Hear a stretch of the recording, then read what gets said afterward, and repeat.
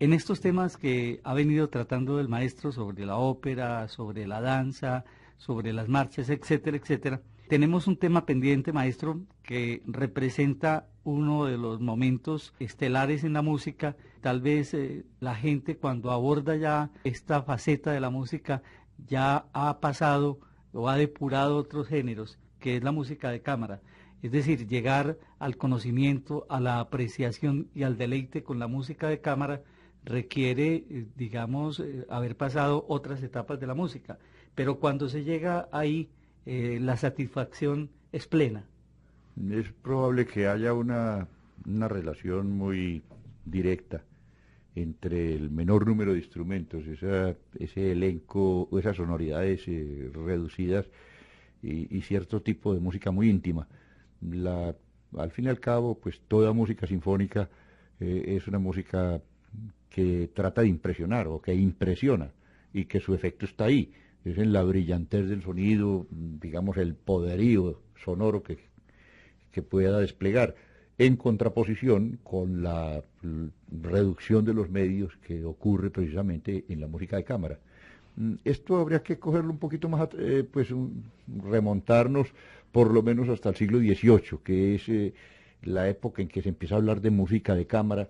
Y al fin y al cabo, la música tuvo pues un desempeño siempre alrededor de las salas de los grandes señores y los príncipes, y esta música no era pensada en términos de ser ejecutada ante público numeroso, o inclusive ni público.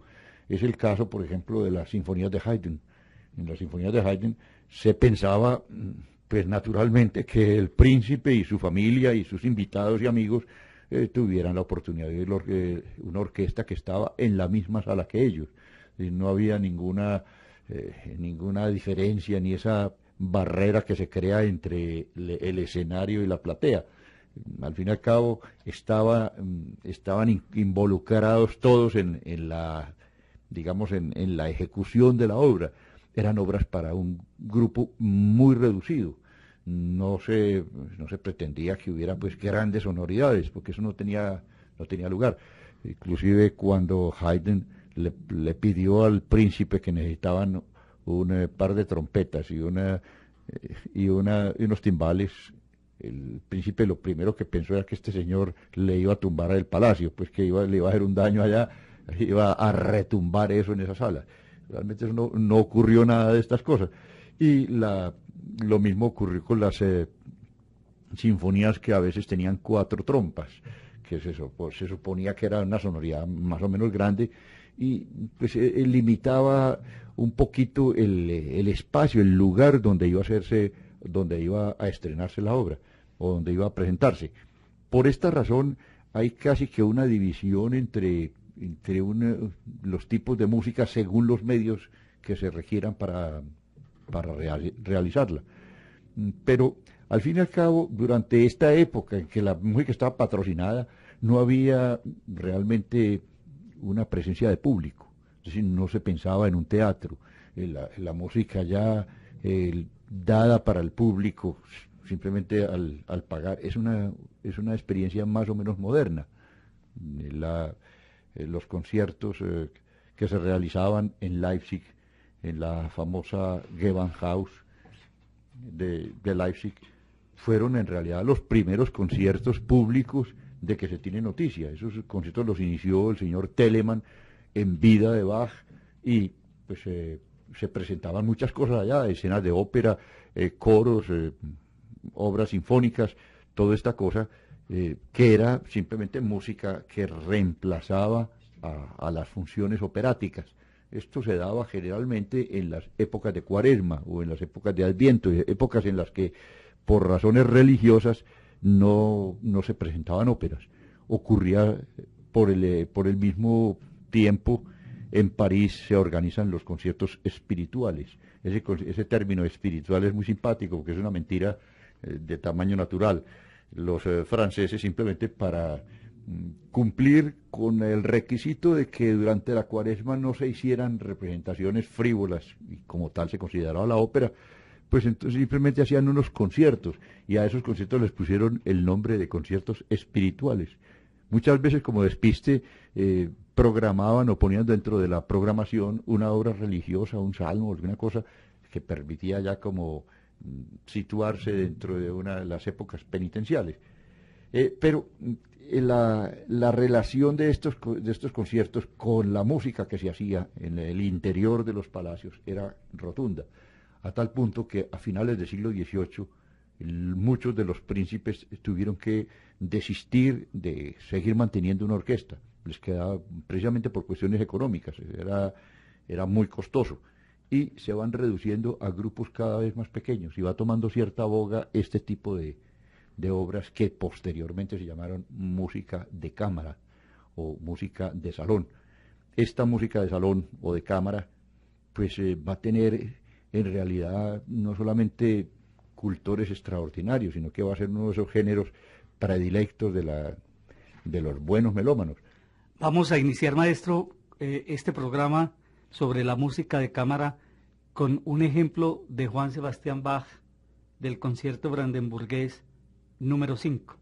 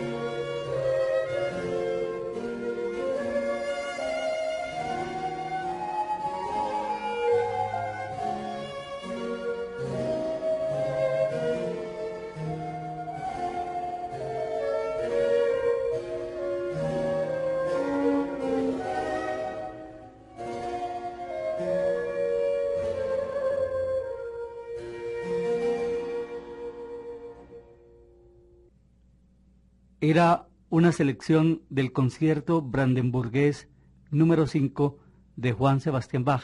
A propósito, ¿por qué brandenburgués? Sí, porque eso fueron por la dedicatoria, más bien porque fue al margrave de Brandenburgo a quien iban dirigidos estos conciertos.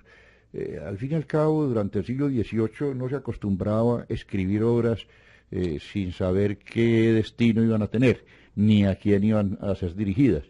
No era corriente que un compositor escribiera una obra y buscara después a quién referirla. Por lo general se trata de obras encargadas. Bach algunas pocas veces, poquísimas veces, escribió obras que no le habían sido encargadas.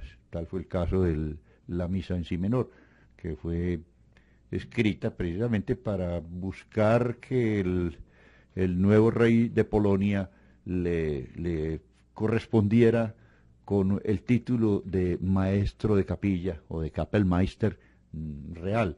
Este título, que no pasaba de ser honorífico porque en ningún caso iba a desempeñar ese cargo, pues era una aspiración que Bach tenía, de volver a ser maestro de capilla. Ese título tenía mucho peso y en este caso, en el caso de la Misa en Si menor, escribió la obra y la envió al rey, pero espontáneamente. Esto no era corriente.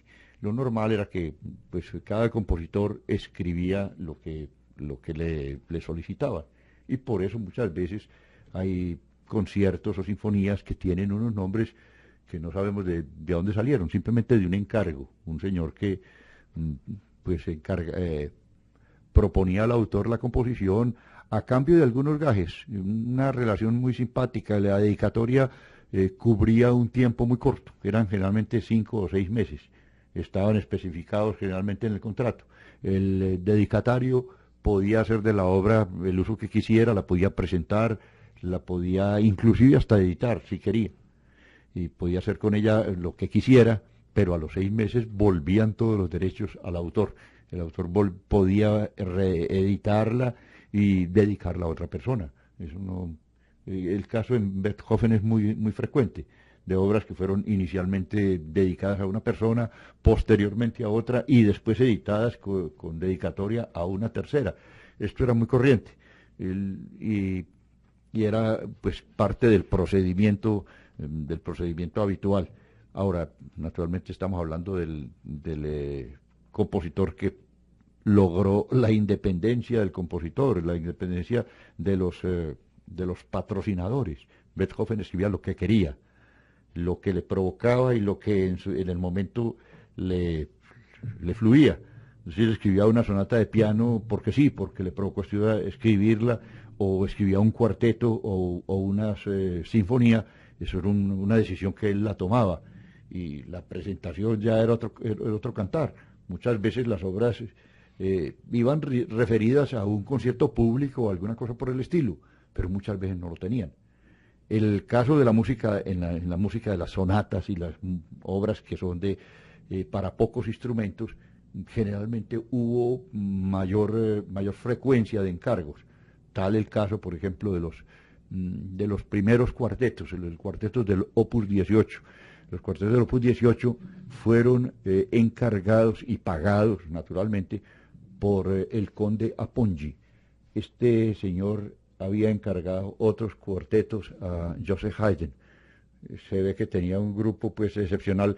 El grupo no era exactamente un cuarteto. La mayor parte de las veces el mismo conde o el noble hacía parte de este grupo. Tocaba cualquiera de los instrumentos, o bien un violín o un violonchelo o la viola. Estos encargos que hizo el maestro Apongi son verdaderas maravillas, y es uno de esos señores que no pasan sino como haber sido como referencia. Encargó unos cuartetos que finalmente fueron obras que llegaron a la historia, pues, y que se consideran como obras respetabilísimas dentro del género de la música de cámara.